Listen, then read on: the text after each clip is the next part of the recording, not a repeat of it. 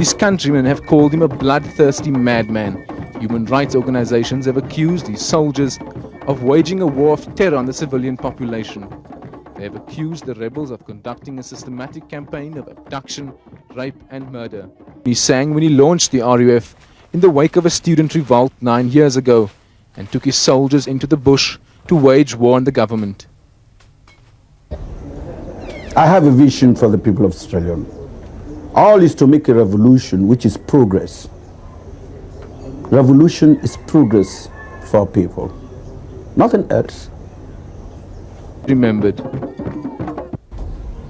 How can you approve that the combatant, the RUF, are responsible? Everybody who took part in this war, they are responsible, starting from those we call intervention force, Kamajos,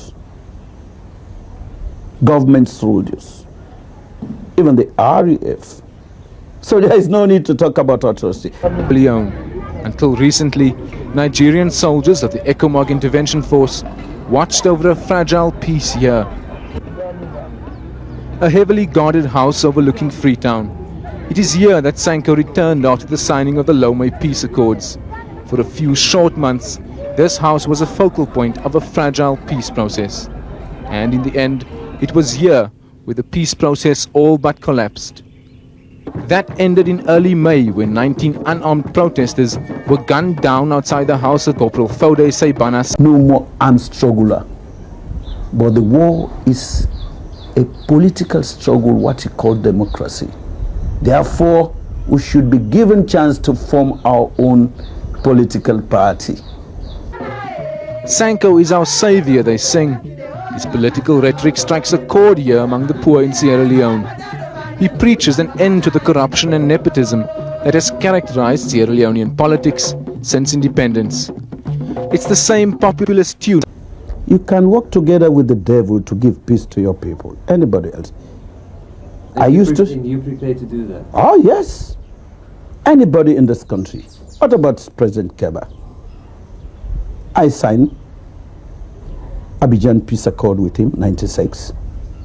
I used to say, even if it is a monkey in Sierra Leone, I'll sign peace accord with him to give a peaceful, genuine atmosphere in this country.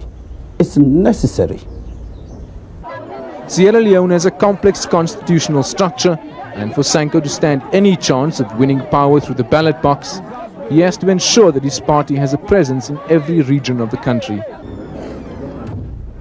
As Sanko emerges to address his followers, he seems confident that his final goal is now within his grasp. Until his recent arrest, Sanko was effectively a vice president of the country and in charge of the important Commission on Strategic Minerals, which includes Sierra Leone's vast diamond reserves. The former army corporal and TV cameraman is a charismatic character.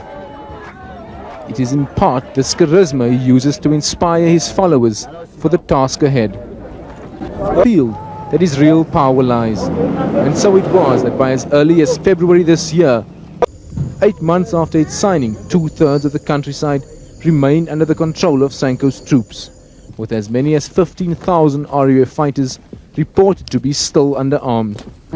Person who is very aggressive, who is very determined to be president at all costs, who feels that he can be president, and at the same time who was never prepared for a negotiable agreement. He always was prepared for a military, and now he's got a negotiable agreement. He doesn't know how to deal with. British soldiers have played a role in the retraining of the new army, but Britain's contribution has been more controversial. The storm over the illegal shipment of arms to government. The government people, even Britain is arming now the government to teeth. And who say disarm, they're arming them. You have government troops, you have Kamajos,